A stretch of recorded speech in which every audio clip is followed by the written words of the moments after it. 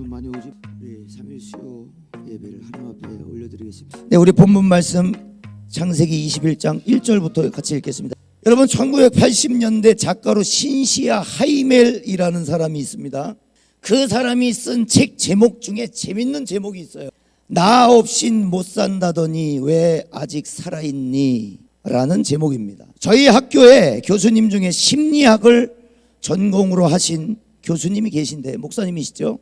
대부분 보통은 그렇대요. 나는 너 없인 못 살아 말한 사람 치고 진짜 못 사는 사람을 못 봤다는 거예요. 3개월 만에 재혼하시고 또 다른 사람을 찾아가더라는 겁니다. 그래서 책 제목이 재밌게도 나 없이 못 산다더니 왜 아직 살아있니? 라는 웃기지만 마냥 웃지만은 못할 이야기입니다.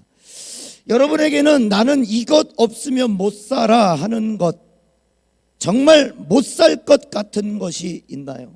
반대로 23년 이것만 있으면, 이것만 되면 내 소원이 없겠다 하던 것이 있습니까?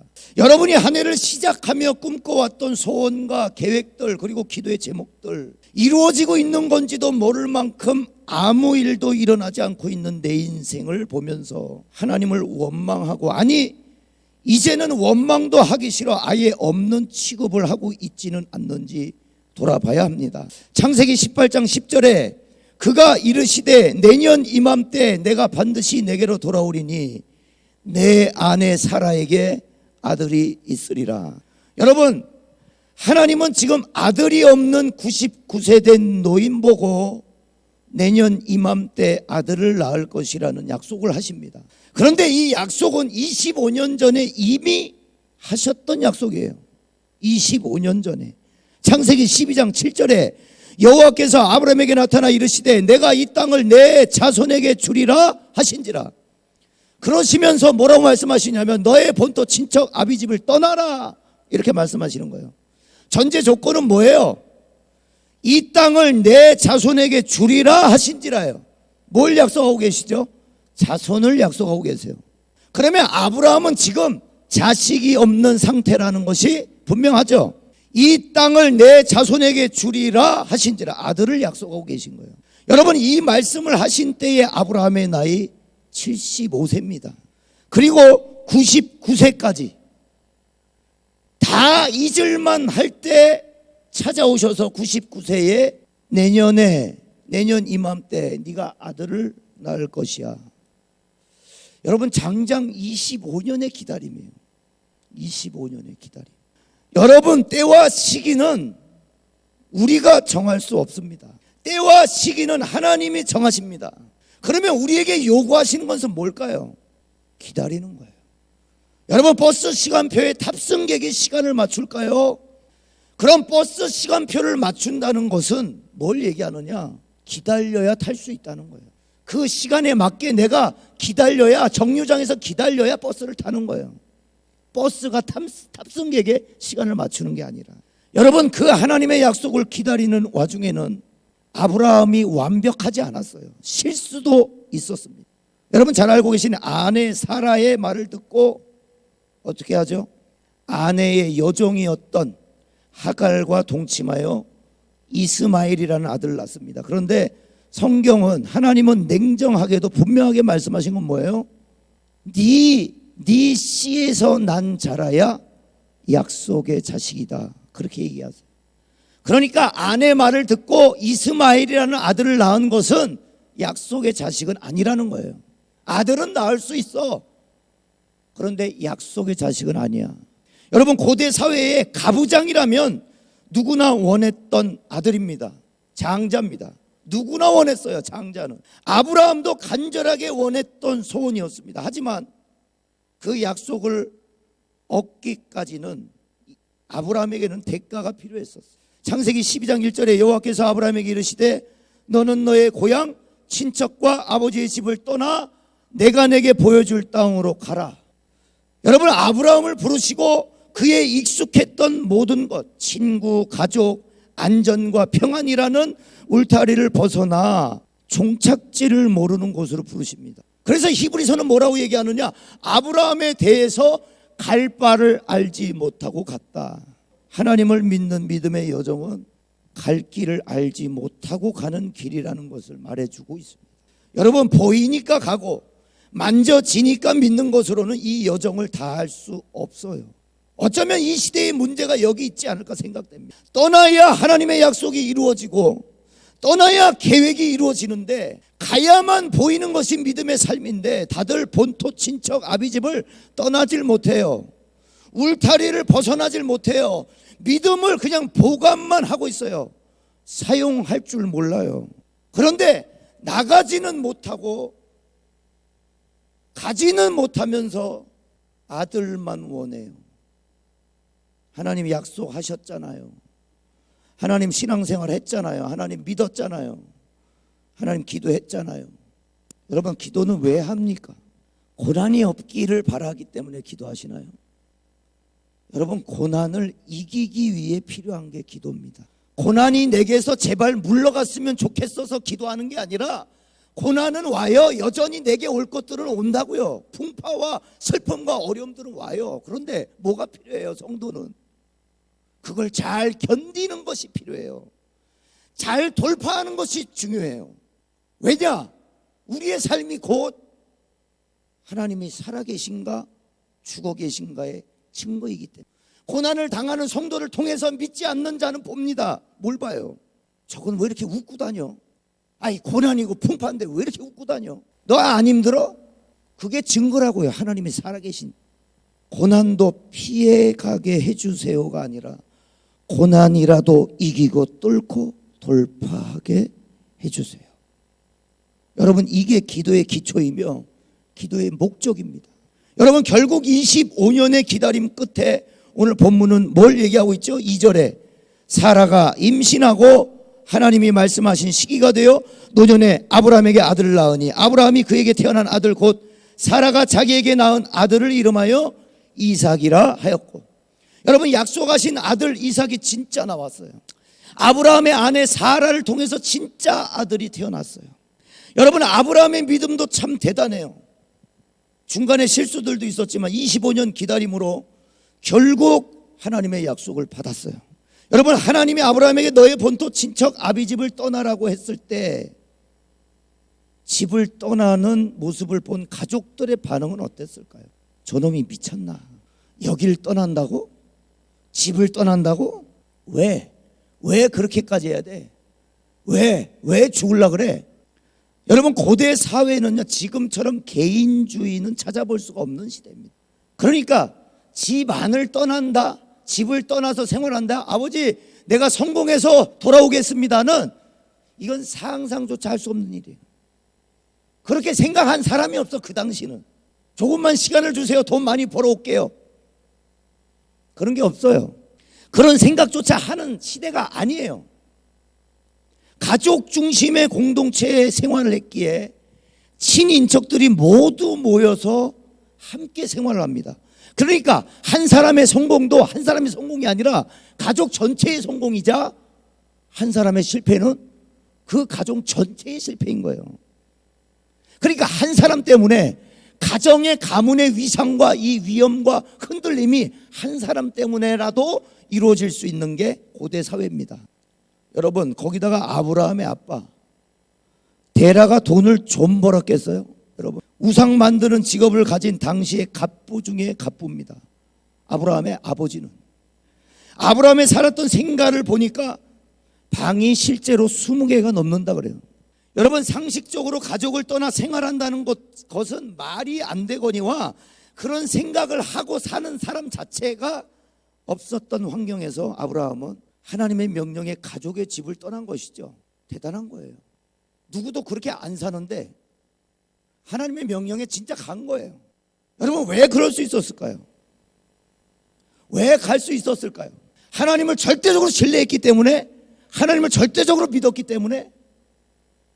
하나님을 절대적으로 믿어도 우리 하기 힘들잖아요. 가란다고 갑니까? 우리가? 가기 어려워요. 믿음의 조상이어서. 자, 여러분, 아브라함이 출발을 했어요. 어디로 갈지 몰라요. 가는 대로 가보는 거예요, 그냥. 그런데 한 큰 도시를 만납니다. 애굽이었어요. 애굽을 지나가는데 옆에 사라, 자기 아내를 딱 보니까 어때요? 이뻐요. 그러니까 이 아내 사라하고 말을 맞춰요. 당신이 좀 이쁘니까 내가 당신 오빠 할게. 애굽 사람들이 사라의 미모를 보고 진짜 애굽의 바로 왕이 사라의 미모를 보고 아내로 취해요. 왜? 아브라함이 내 여동생입니다 했기 때문에. 바로 왕이 데리고 가요. 그런데 그 밤에 하나님이 바로 왕에게 나타나셔서 야, 남편 있는 사람이야, 보내. 그 한마디에 아브라함에게 사라를 보냅니다. 그리고 그 애굽의 바로 왕이 아브라함에게 얘기하죠. 뭐라고 얘기해요? 어찌하여 너가 나에게 거짓말을 해서 하나님의 진노를 받게 하려고 하느냐라고 얘기합니다. 근데 그때 아브라함이 한 얘기가 뭐예요? 이곳에서는 하나님을 두려워하지 않기에 내가 거짓말을 좀 했습니다. 이곳에서는 하나님을 두려워함이 없기에 당신들이 나를 어떻게 할까봐 내가 거짓말을 좀 했습니다. 그러면 나는 믿는 사람이라는 거예요. 그죠? 나는 하나님을 믿는데 당신들이 안 믿는 사람이어서 나를 어떻게 할까봐 거짓말했습니다. 이 사람이 두려워서 거짓말한 건 오케이. 그런데 너가 믿는 하나님의 믿음은 뭔 거예요? 아브라함이 가지고 있었던 하나님의 믿음은 뭔 거예요? 거짓부렁이라는 거예요. 거짓부렁. 하나님이 애굽을 지나가는 그 동안에 아브라함을 못 지키실까요? 여러분, 이게 믿음의 조상이에요. 여러분 잘 보세요. 믿음의 조상입니다. 이게 아이를 갖지 못하는 아내의 말에 순종한답시고 남편으로서 순종한답시고 아내의 여종과 동침하여 아들을 낳습니다. 여러분, 여기서 여러분이 캐치해야 돼요. 아브라함이 간절하게 원하던 게 있어요. 이것만 있으면, 이게 없으면 난 죽을 것 같아. 여러분, 하나님이 뭘 약속하시죠? 창세기 12장 2절에 내가 너로 큰 민족을 이루고 내게 복을 주어 내 이름을 창대하게 하리니 너는 복이 될지라. 여러분, 여기서 제일 큰 복은 큰 민족을 이루는 복인데 후손에 대한 약속입니다.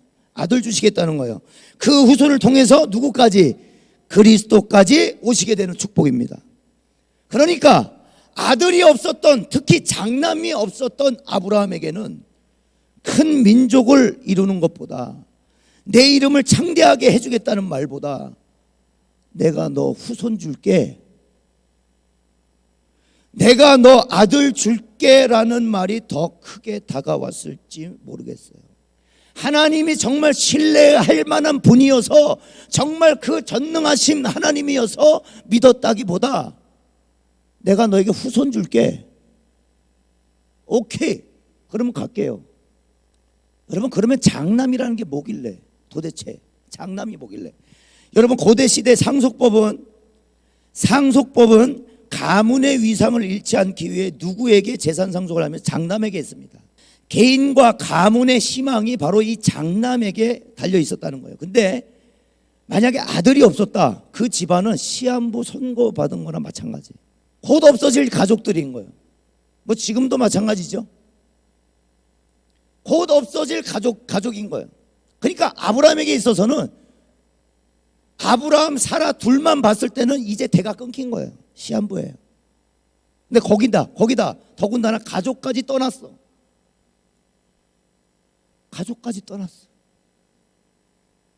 그러니까 이제는 말살되는 거지. 자식이 진짜 안 생기면. 여러분, 지금의 시대와는 조금 다른 모습입니다. 지금은 제가 진리를 가지고 딸이라는 얘기를 들었을 때 할렐루야 했어요. 아들을 별로 이렇게 선호하지 않았거든. 근데 그때는 장남이 최고야, 최고. 지금은 뭐 딸들이 좀 더, 그렇죠? 좋죠? 그 이스라엘 백성이 애굽을 나올 때 마지막 하나님이 애굽을 치신 방법이 뭐였습니까? 바로 처음 난 것들의 죽음이에요. 장자의 죽음이에요. 왜요? 왜 하나님이 장자를 치셨을까요? 장자가 곧 집안이었기 때문이에요. 장자를 치면 집안이 죽는 거예요.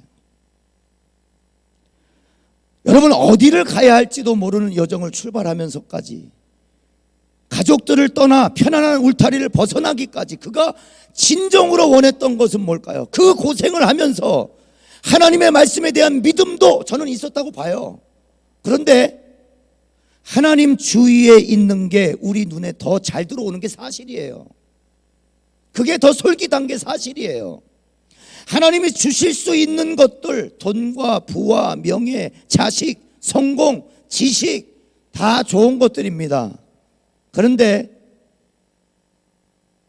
하나님보다 그게 더 좋아 보여요. 하나님이 우리에게 주실 수 있는 게 더 좋아 보여요. 하나님보다. 여러분 봅시다. 하나님이 집을 떠난 아브라함에게 무엇을 주셨는지 창세기 12장 16절 한번 보세요. 창세기 12장 16절. 창세기 12장 16절. 자, 다 같이요. 이에 바로가 그로 말미암아 아브라함을 후대함으로 아브라함이 양과 소와 노비와 암수 나귀와 낙타를 얻었더라. 자, 어떻게 다 얻었냐면 자기 아내 사레를 여동생이라 해서 애굽의 바로 왕이 이걸 준 거예요. 자, 19절. 창세기 12장 19절. 자, 이제 들통 났어요. 아내라는 게, 아브라함의 아내라는 게 들통이 났어요. 자, 그 다음 얘기해요. 네가 어찌 그를 누이라 하여 내가 그를 데려다가 아내를 삼게 하였느냐. 내 아내가 여기 있으니 이제 데려가라 하고.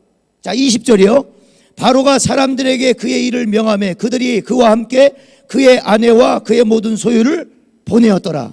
자, 창세기 13장 1절과 2절. 아브라함이 애굽에서 그와 그의 아내와 모든 소유와 롯과 함께 네겝으로 올라가니 2절이요.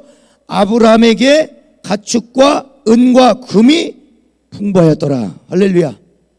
자, 하나님의 명령을 따라 갔더니요, 비록 애굽 왕에게 거짓말을 했지만 애굽 왕이 자기 아내 사라를 돌려보낼 때 뭘 줬냐면 가축과 그의 소유와 금과 은과 여러 가지 좋은 것들 다 줬어요.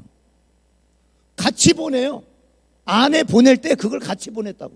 그러니까 창세기 13장 2절에 아브라함에게 가축과 은과 금이 풍부하였더라.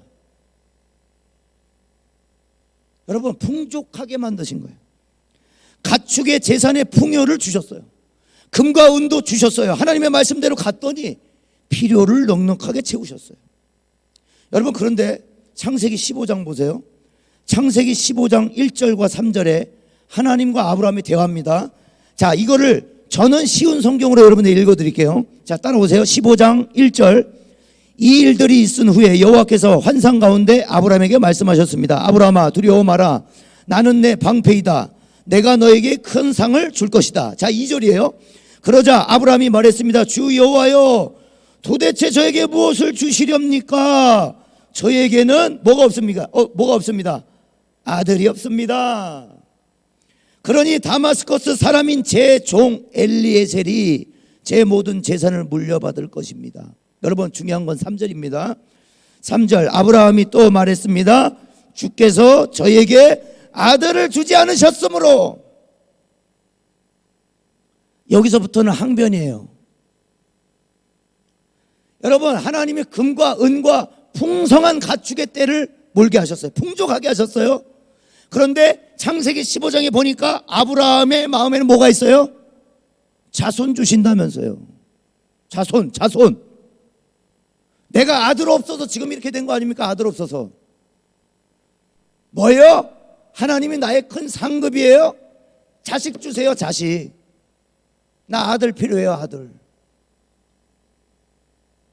주께서 저에게 아들을 주지 아니하셨으므로. 주님이 내 큰 상급이신 게 중요한 게 아니라 지금 하나님 아들 안 주셨잖아요. 아들 주세요. 그렇게 항변하는 아브라함을 보시고 하나님이 뭐라 그러시냐면, 야, 밖으로 나가봐. 밖으로 나가봐. 그리고 하늘을 봐봐. 별 많지? 내 민족이 이만큼 많아질 거야.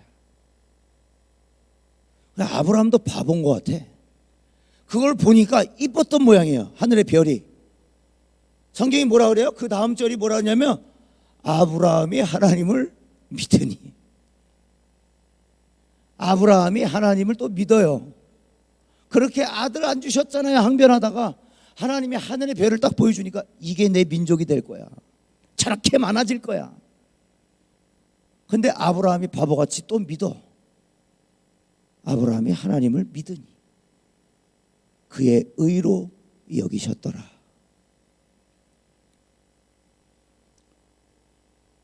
여러분, 집을 떠나오는 희생과 숱한 방황으로 방랑자의 삶을 살았던 그 수고, 그러면서도 하나님에 대한 절대적인 믿음과 신뢰였을까요?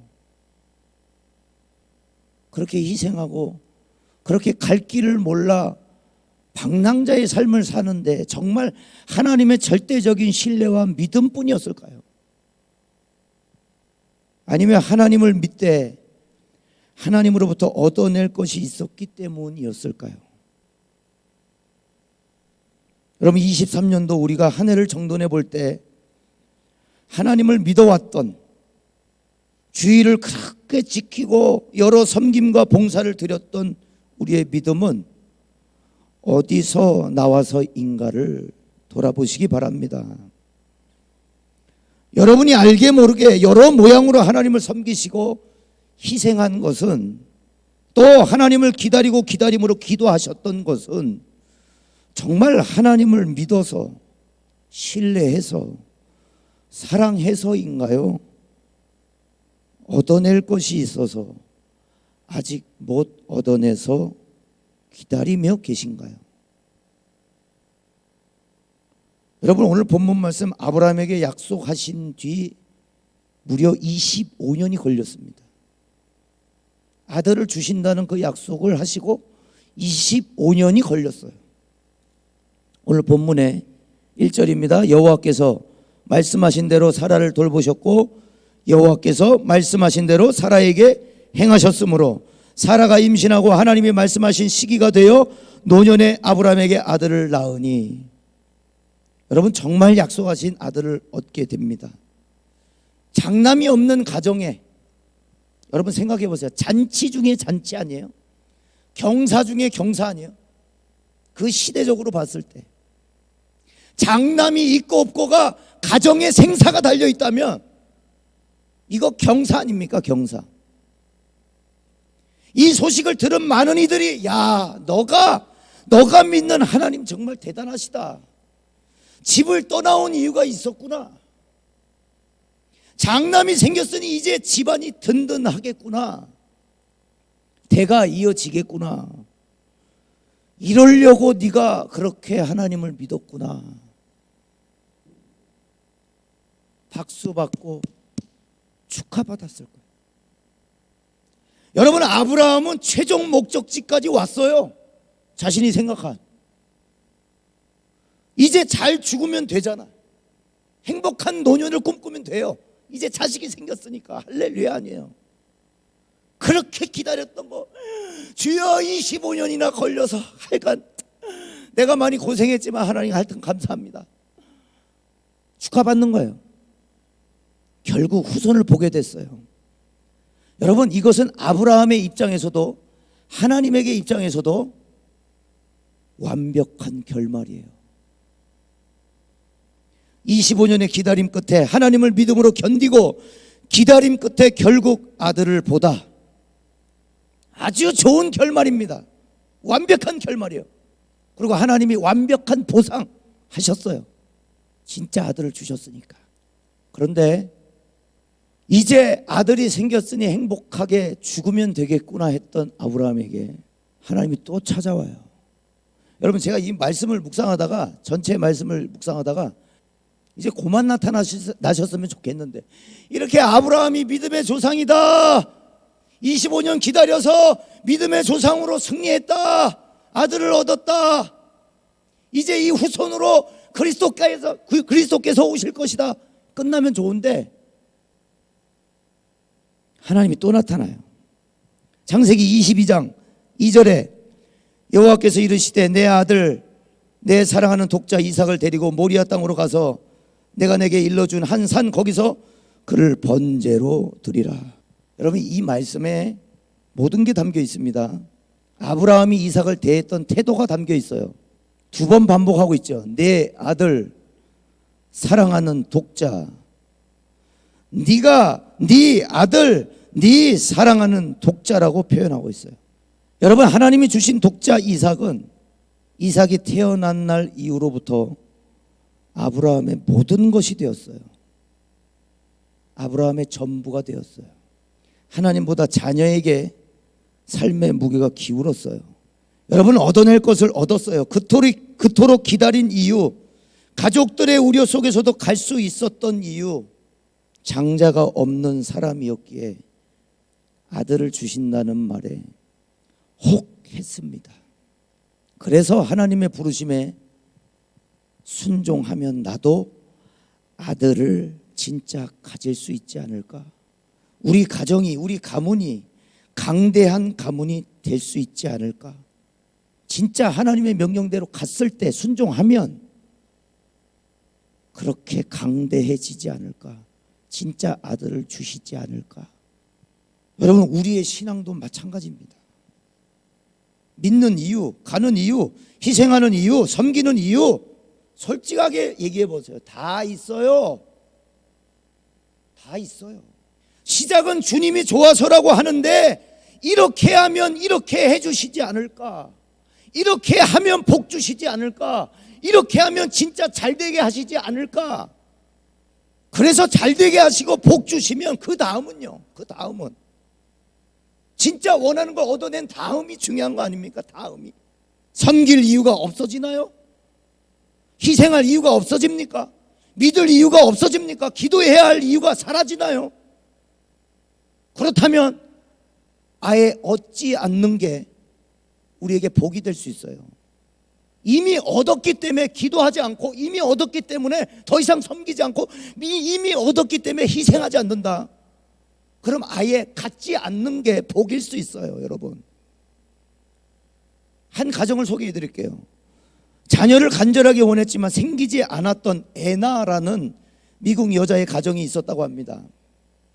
원했지만 생기지 않았기에 아이가 생기기를 간절히 기도했고 원했어요.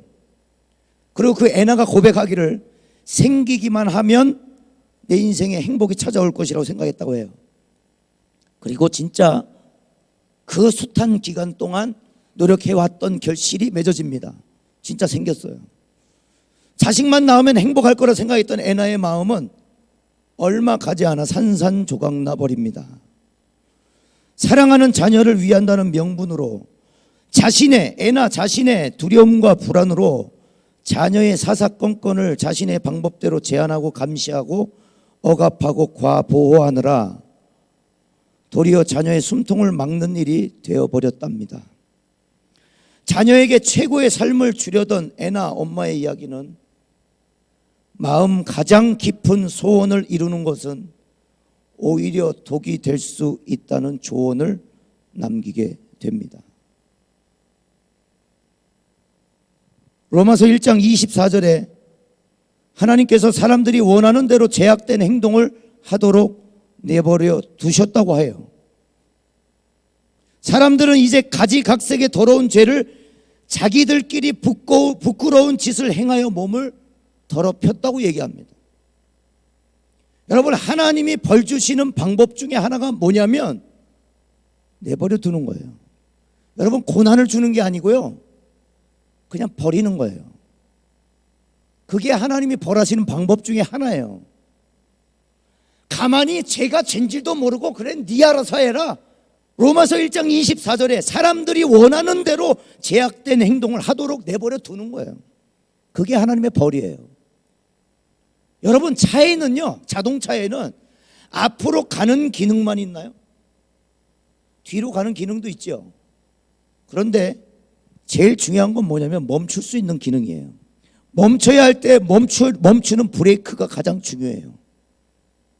여러분, 멈춰야 빨간불에 멈출 수 있고, 멈춰야 사고를 피하기 위해 멈출 수 있어요. 또 누군가를 태우기 위해 차는 멈춰야 해요. 그래야 태워요. 여러분, 앞으로 가는 문제보다 브레이크가 더 중요합니다. 오늘 인생의 마지막 장을 행복하게 마무리하고 싶던 아브라함에게 하나님은 브레이크를 거신 거예요. 왜요? 아들 이삭이 아무리 좋아도 그게 하나님이 주신 선물이어도 아브라함 자신의 첫 자리에 하나님이 계실 수 없다면 아브라함이 이삭과 함께하는 것은 결코 안전하지 않습니다. 결코. 여러분, 하나님이 버리신 사람은 그냥 내비두는 거예요. 그런데 오늘 이 아브라함은 내비로 두지 않으셨어요. 삶의 이 아브라함의 전부가 점점 하나님에게서 이삭에게로 가고 있는데 하나님이 내비로 두실 수가 없는 거예요. 그래서 아브라함을 조금은 거칠게 다루셨어요.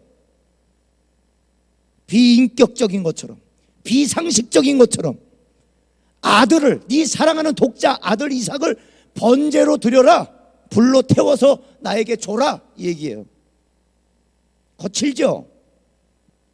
하나님은 아브라함의 이삭이, 아들 이삭이 아브라함의 우상이 되는 것을 보고 계실 수 없었어요.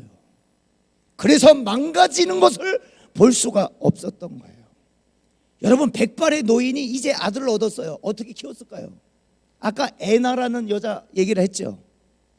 과도한 과보호, 사사건건 간섭하고 보호한답시고. 근데 자녀는 느끼기를 더 목을, 숨통을 조이는 거야. 왜 그렇죠? 우상은 우리를 속박하기 때문에.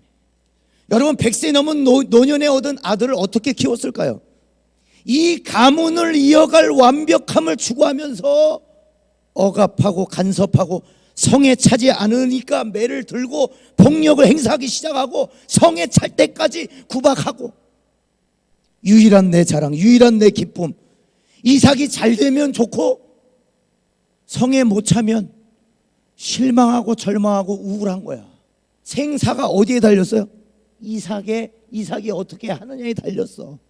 희노애락이 이 이삭 자식에게 달린 거예요, 이제. 그리고 아브라함은 하나님이 명령하신 모리아 산을 오릅니다. 모리아 산에 가서 네 아들 이삭을 번제로 바쳐라. 올라가는 도중에 저는 이 말씀을 묵상하다가 올라가 보니 알겠는 거예요. 아브라함이 내 마음에 하나님이 점점 없어지고 있었다는 것을 올라가는 중에 느껴버린 거예요. 독자 이삭의 마음으로 가득 찬 자신의 마음을 도리어 보게 된 거예요. 하나님이 아니면 이삭도 없었을 텐데. 모리아 산을 오르는 중에 느껴버린 거예요. 하나님이 왜 이렇게 비상식적인 이야기를 하시지? 왜 그렇지? 그래도 모리아 산을 올라요. 오는 중에, 올라가는 중에 느껴버리는 거예요. 내 안에 하나님이 점점 없어지고 있었다는 거예요. 창세기 22장 7절에 이삭이 그 아버지 아브라함에게 말하여 이르되, 내 아버지여. 그가 이르되, 내 아들아, 내가 여기 있노라. 이삭이 이르되, 불과 나무는 있거니와 번제할 어린 양은 어디 있나이까? 번제할 어린 양은 어디 있나이까? 8절에 아브라함이 이르되, 내 아들아, 번제할 어린 양은 하나님이 자기를 위하여 친히 준비하시리라. 하나님이 자기를 위하여 친히 준비하시리라. 아들아, 내가 못해. 내가 너를 억압하고 내가 너를 우리 가문의 진짜 뛰어난 사람으로 만들려고 나는 만들지 못해. 아들 이삭아, 내가 못한다. 내가 너의 하나님 노릇을 하려고 했는데 내가 너의 하나님이 될 수 없다. 그러면서 뭐라 그래? 하나님이 하실 거야. 아들아, 내가 못한다. 하나님이 하실 거야. 지금껏 온 것도, 너를 낳게 된 것도 내가 약속을 잘 지켜온 게 아니라 약속을 지킨 하나님이 하셨어. 25년 내가 기다린 줄 알았어. 근데 하나님이 기다리셨어. 하나님도 기다리셨어. 창세기 22장 9절에 하나님이 그에게 일러주신 곳에 이른지라 이에 아브라함이 그곳에 제단을 쌓고 나무를 버려놓고 그의 아들 이삭을 결박하여 제단 나무 위에 놓고 손을 내밀어 칼을 잡고 그 아들을 잡으려 하니. 여러분, 이 모리아산을 오르는 중에 아브라함은 하나하나씩 벗어졌어요. 내가 하나님하고 멀어져 있었구나. 내 안에 하나님이 없었구나. 내 삶의 중심과 무게가 이삭에게로 넘어갔구나. 내가 지금까지 온 것도, 내가 너를 낳게 된 것도 하나님이 없으면 설명할 수가 없네. 아들아, 내가 너에게 하나님이 되려고 했었나 봐. 나는 너의 하나님이 아니다. 너의 하나님은 하나님이시다. 내가 아니야. 아버지가 아니야. 그러니까 뭘 할 수 있게 되냐면 그 곳에 이른지라 모리아산에 그 번제 제단을 쌓고 이삭을 그 번제 위에 올려놓는 거예요. 제물로. 여러분, 거기까지 가는 거예요. 너도 하나님이 아니면 받을 수 없었어. 내가. 근데 내가 잊고 살았어. 내가 너를 어떻게 이 가문의 후계자로 잘 만들어 보려고 이렇게도 저렇게도 해보려고 시도도 계획도 많이 짜봤는데 그거 아무 의미가 없다. 지금 난 그 하나님이 아니면 증명될 수가 없다. 하나님이 아니시면 내가 너를 가질 수가 없다. 하나님 거니까 나는 하나님께 드려야 되겠다. 그리고 칼을 잡고 그 아들을 잡으려 할 때 여호와의 사자가 하늘에서부터 그를 불러 이르시되 아브라함아 아브라함아 하시는지라. 아브라함이 이르되 내가 여기 있나이다 하매 사자가 이르되 그 아이에게 손을 대지 말라. 그에게 아무 일도 하지 말라. 내 아들 내 독자까지도 내게 아끼지 아니하였으니 내가 이제야 내가 하나님을 경외하는 줄 아노라. 아브라함이 모리아산을 올라가며 느꼈던 거, 내가 이삭의 하나님이 아니구나. 나도 내가 하나님일 수 없구나. 하나님이 이삭의 하나님이 되셔야 하는구나. 내 인생도 아브라함 내 인생도 하나님이 하나님 되셔야 되는구나. 여러분, 어쩌면 우리의 삶에 뒤틀리고 굴곡져 있는 모습들은 어쩌면 하나님이 하나님의 자리에 계시지 않아서일지 몰라요. 왜 우리의 인생이 뒤틀리고 굴곡이 져 있느냐? 하나님이 계셔야 할 자리에 다른 게 와 있는 거예요. 다른 게. 그러니까 그거에 허덕이게 돼. 그거에 생명을 걸어. 그게 잘 되면 좋고 그게 안 되면 우울에 빠지고 우울증에 걸리고 정신병에 걸려. 여러분, 지금 아브라함에게 하나님은 믿음의 조상이 되기 마지막 관문을 뭘로 주시느냐요? 모리아 산을 올라가라는 거예요. 25년 기다려서 이삭 얻은 게 완벽한 게 아니라, 완벽한 결말이 아니라 모리아 산에서 네가 가장 사랑하는 거 나한테 바칠 수 있니? 여러분, 하나님이 진짜 이삭을 번제로 바치길 원하셨다면 그냥 모리아 산으로 갈 것도 없어요. 야, 그 자리에서 이삭 있는 데 가서 죽여라. 끝이에요. 하나님은 알고 계셔요. 이삭이 번제에 드릴 수 있는 제물이 될 수 없다는 걸 알고 달라고 하세요. 여러분, 그래서 이 장면을 로마서 8장 사도 바울이 얘기합니다. 아들을 아끼지 아니하시니가. 내 아들 내 독자까지도 내게 아끼지 아니하였으니. 근데 하나님이 진짜 보여주시는 거예요. 아들을 아끼지 아니하시니가 그 아들과 함께 우리에게 모든 것을 주시지 아니하겠느냐. 할렐루야.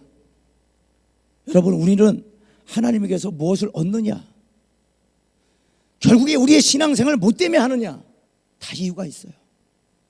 저도 찾아보면 이유가 있어요. 다 이유가 있어요. 그런데 하나님은 버린 사람 그냥 내비둬요. 그거에 미쳐서 환장하게.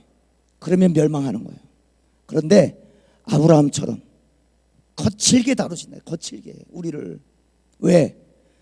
나의 길 오직 그가 아시나니 나를 단련하신 후에 내가 정금같이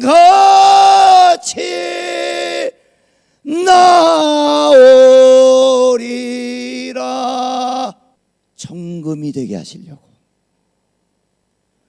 이삭 얻어서 행복감에 결말을 찍는 게 아니라 믿음의 조상이 되려면 모리아 산을 올라가야 한다는 거예요. 주님이 오르셨던 그 갈보리까지 가야 된다는 거예요. 우리 좀 늦었지만 우리 이 찬양을 결단 찬양으로 좀 부르려고 했습니다. 94장, 찬송가 94장. 주 예수보다 안 켜주셔도 돼요. 주 예수보다 더 귀한 것은 없네. 이 세상 부귀와 바꿀 수 없네. 영 죽은 내 대신 돌아가신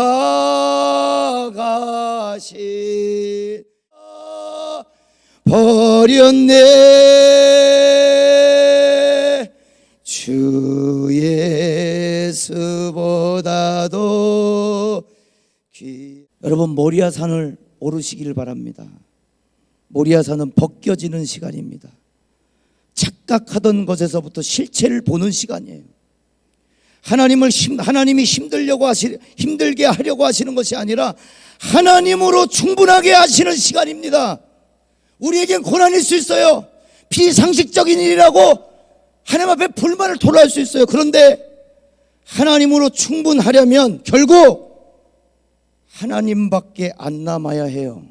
여러분의 삶에 하나님이 충분하시려면 여러분에게 남은 게 하나님밖에 없어야 돼요. 이삭도 아니었어요. 그건 세상 즐거움이었어요. 내가 원하는 것 세상 자랑이었어요. 결국에 뭐가 보여야 되냐면 주 예수보다도 하나님, 결국 당신이 나의 답입니다. 당신이 아니었으면 이건 아무 의미가 없네요. 하나님만 남는 23년도 24년도를 준비하시는 여러분 되시기를 간절히 소원합니다.